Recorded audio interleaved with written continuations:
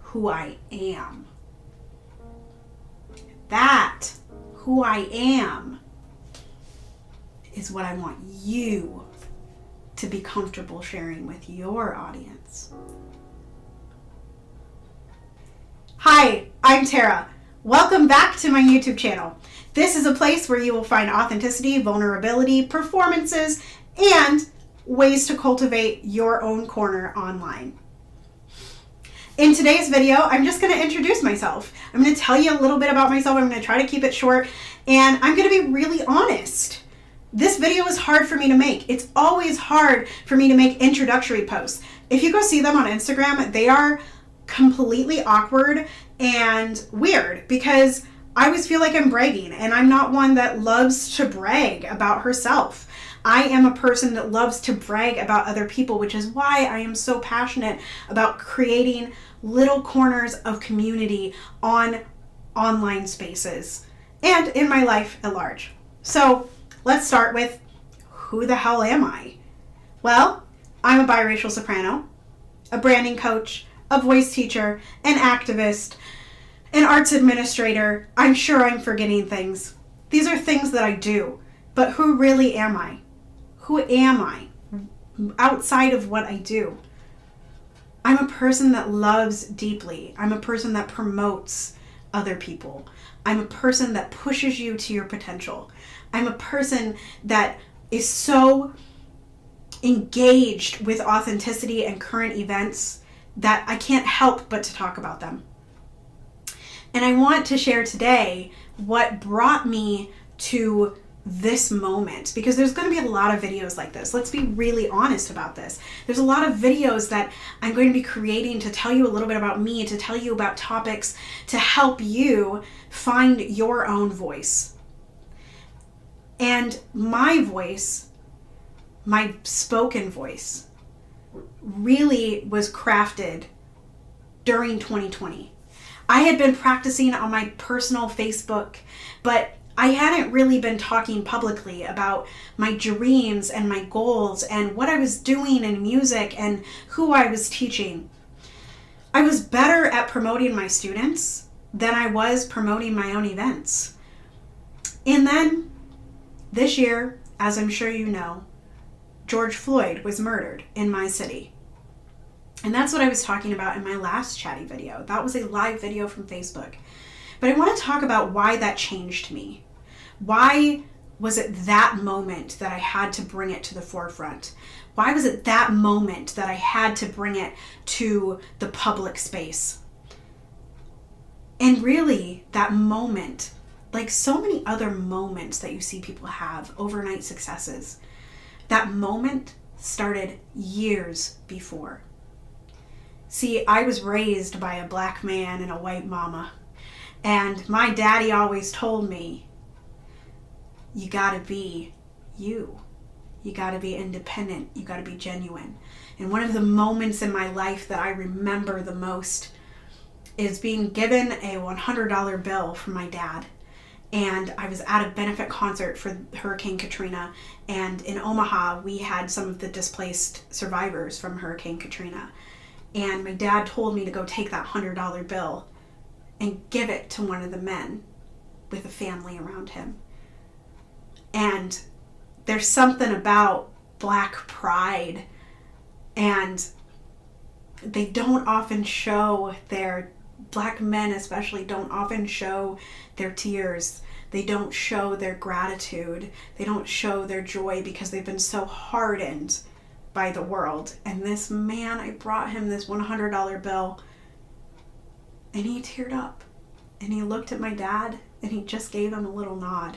And that moment changed my life. It changed the course of my life, because from that moment on, I knew that when I was doing music, when I was using my speaking voice, when I was out in the world, I wanted to be generous. I wanted to be able to be generous, not only with my money, but with my time and with my person. I wanted to be generous. And as I got older, there were more experiences, more microaggressions that I won't talk about in this video, but they were just preparing me for this moment of stepping into the light. the spotlight, really, because it was the least that I could do for my community. And I was tired of being erased. I was tired of being told that I was either white or black. I was tired of biracial erasure. I was tired of losing my personality in the music world. I was tired of being told that I needed to sound like the 5'1" little white girl that I looked like. So I started to fight back. And that's why George Floyd's murder was such a moment for me. Such a moment, because as I grieved, as I realized how upset I was, as I had conversations with my dad again about how safe he was being,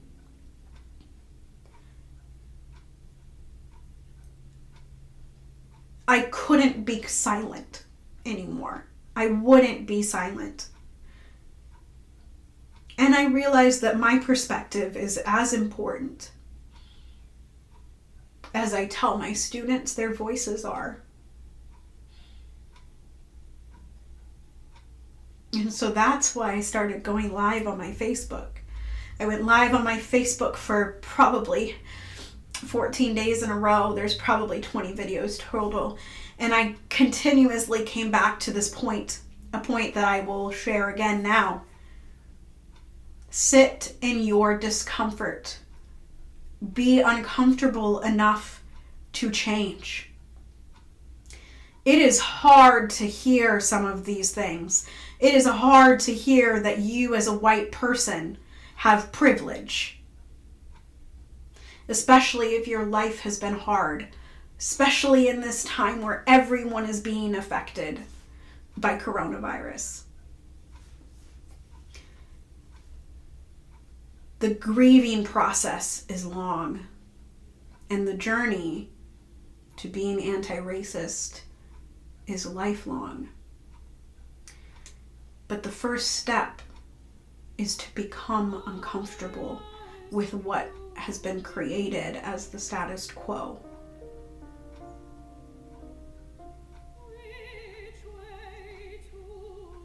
And that's why I do what I do. That is my activist work.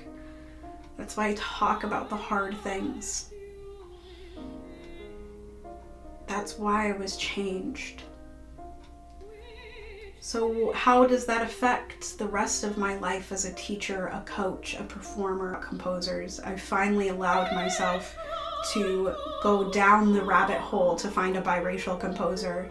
I've allowed myself to dream about being an artist who records her music. As a teacher, it allows me to be vulnerable with my students. It allows my students a safe space to talk about whatever they want, to come to me and grieve or be joyful. And as a coach, my perspective has allowed me to see potential, even when you don't. It allows me to see people. It allows me to see authenticity and vulnerability, expose it, and then promote it in a way that feels safe and warm to you. In a way that people will come out of the woodwork and join you in whatever your mission is. This perspective that I've been sitting on, that I've been trained into by my parents, by my experiences, by being a light-skinned, white-facing, biracial person, by being a musician, by being a teacher.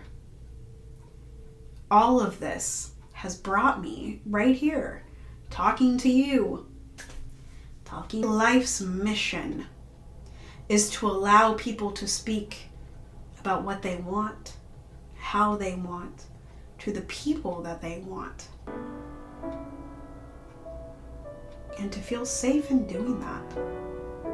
And if just one person, which they already have, has said, when you shared your story, it allowed me to share mine, that's enough for me. That's so enough for me.